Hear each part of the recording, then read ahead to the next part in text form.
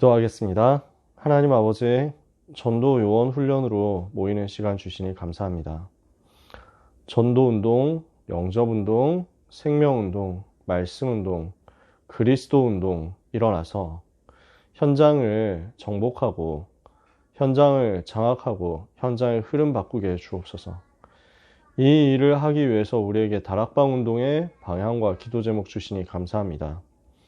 현장에 실제로 답을 전달하는 축복된 제자들이 되게 하옵소서. 예수 그리스도 이름으로 기도합니다. 아멘.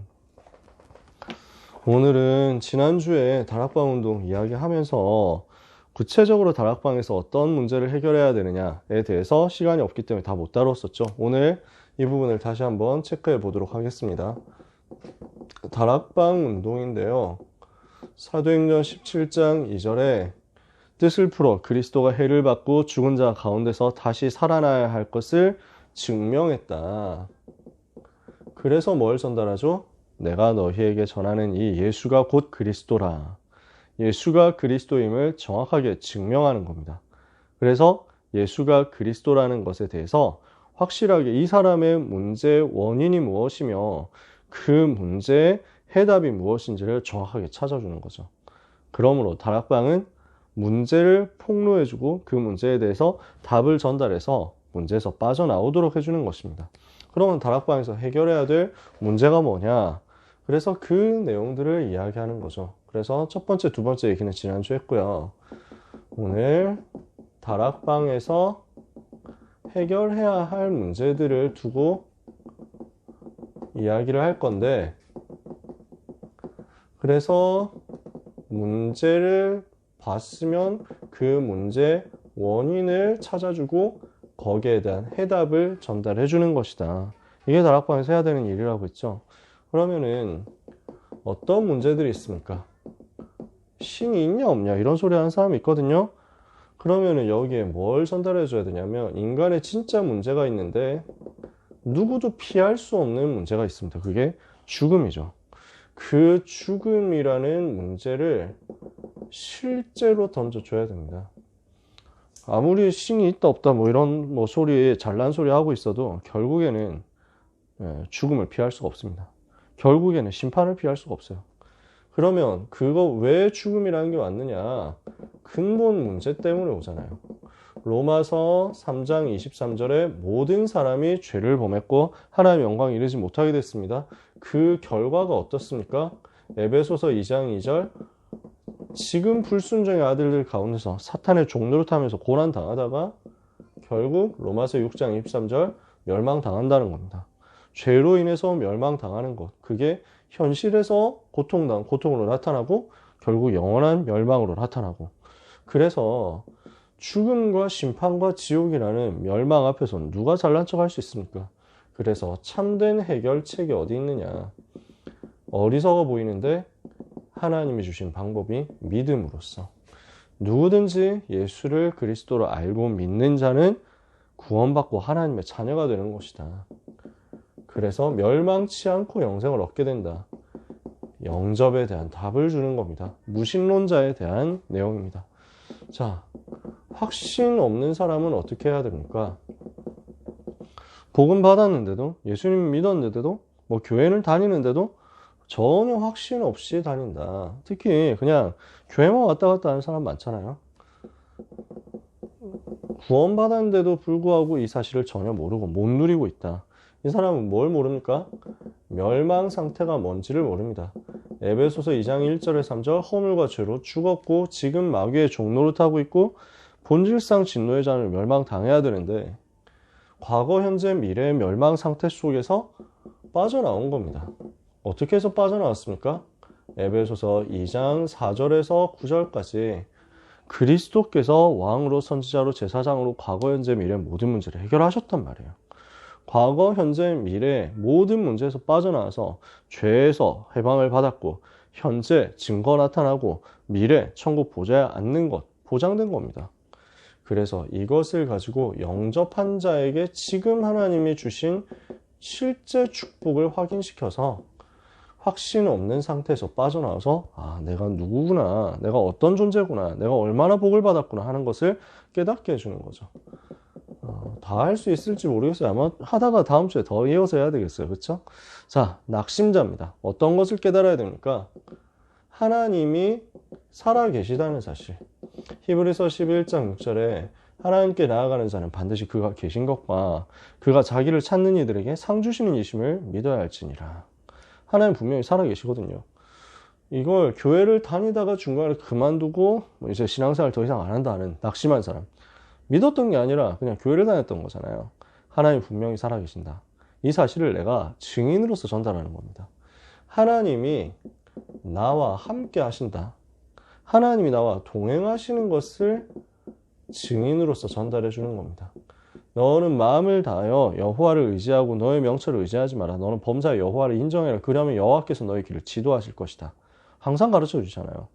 왜 모릅니까? 이 사실을 모르는 이유가 뭡니까? 하나님으로부터 온 영을 받아야 되는데 세상의 영을 받았으니까. 즉 하나님의 영을 못 받았단 말이에요. 하나님 분명히 살아계시고 그 하나님 나와 함께 하시는데 당신은 교회를 다녔지만 이걸 몰랐고 하나님 살아계신 걸 몰랐고 하나님이 함께 하시는 걸 체험을 못 해봤지 않냐? 왜 그러냐? 하나님의 영이 당신 속에 없었던 거 아니냐? 교회만 다녔지 마음속에 예수님이 안 계신 거 아니냐? 그럼 어떻게 해야 체험할 수 있느냐? 그분이 당신 마음속에 들어오셔야 되는 것이다. 교회를 다녔지 실제로 예수님 영접을 안 했지 않냐? 예수님 영접하고 하나님의 자녀가 되고 하나님 자녀의 권세를 사용하고 그리고 성령 충만 달라고 기도하면은 하나님은 당신에게 성령으로 역사하실 것이다. 여기에 대해서 답을 주고 실제 복음을 체험하도록 알려주는 겁니다. 자, 우상 숭배하는 사람에게는 어떻게 해야 되겠습니까?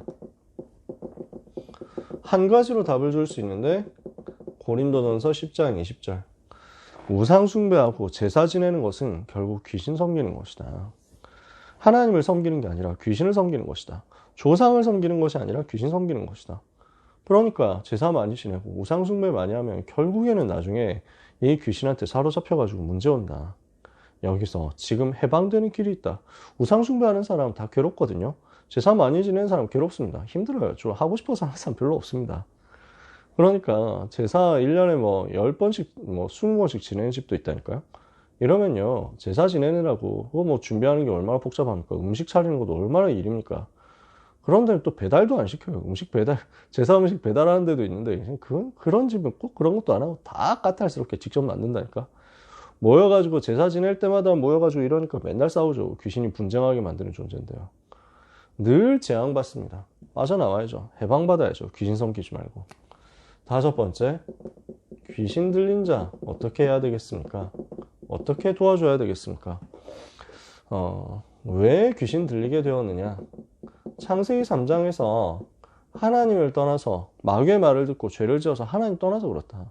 그때부터 모든 인간은 마귀의 자녀되고 마귀한테 사로잡힌 것이다. 그러니까 이 사람이 귀신 들렸다. 이 사람 특별히 뭔가 잘못하고 이 사람 뭔가 특별히 나쁜 짓을 해가지고 벌 받은 게 아니에요. 모든 사람이 다 마찬가지예요. 크든 작든 다 귀신에게 사로잡혀 있어요. 조금 더 빨리 귀신 들린 상태가 온 거지. 창세기 3장 이후에 모든 사람 다 귀신 들려 있다니까요. 그래서 예수님이 오신 목적이 요한일서 3장 8절 마귀의 일을 멸하기 위해서 오신 것이다. 그래서 예수 그리스도께서 그 귀신 사탄의 권세를 완전히 깨트려 버렸다. 그리고 우리에게 그 권세를 주셨다. 마가복음 3장 13절에서 15절에 주님이 나와 함께 하시면 전도도 되어지고 귀신을 쫓는 권세 생기는 것이다. 그 귀신 쫓아내는 것이다. 그 귀신 결박시키는 것이다. 어떻게 해야 되겠냐? 어떻게 하면 이 권세 사용하고 흑암의 세력에서 빠져나올 수 있겠냐?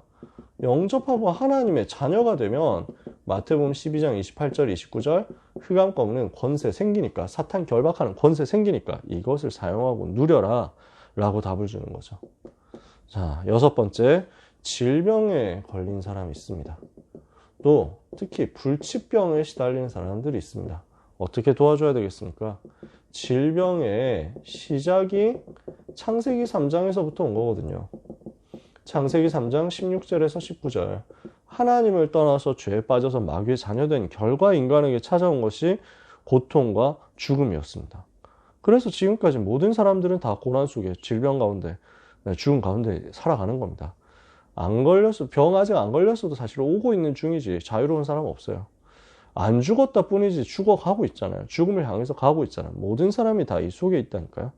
그 자유로운 사람은 아무도 없거든요. 어떤 사람은 질문하는데, 어떤 랩런트들이 질문하는데, 하나님이 모기는 왜 만들었나요? 이런다니까. 답은 간단합니다. 창세기 3장 때문에 모기도 타락한 거예요. 모기라는 놈들이 원래 그렇게 만든 하나님이 지으신 거는 그렇게 되어 있지 않다니까. 하나님을 떠나니까, 인간의 하나님을 떠나니까 만물이 재앙 만나게 됐어요. 그래서 그 존재도 완전 재앙, 저주 옮기는 존재로 전락해버린 거예요.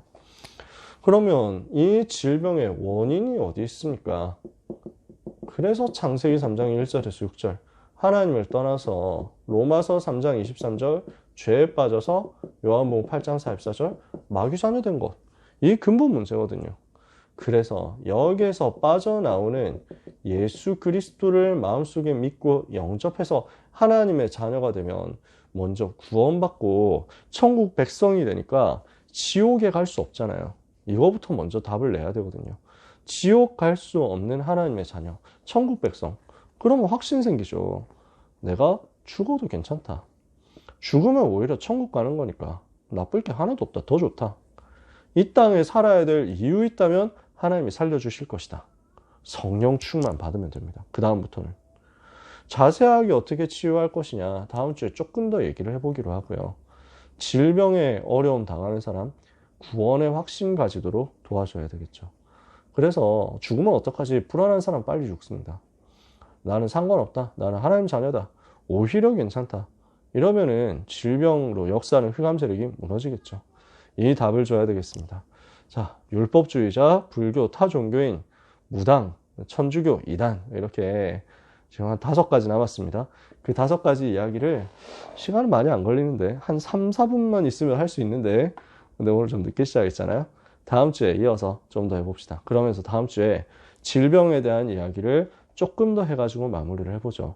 그래서 우리 랩넌트와 전도자들은 특히 전도자들은 많이 훈련받았으니까 현장에서 또 해보셨으니까 아시겠지만 우리 랩넌트들이 내가 질병을 고칠 수 있냐? 이렇게 생각할 수 있거든요.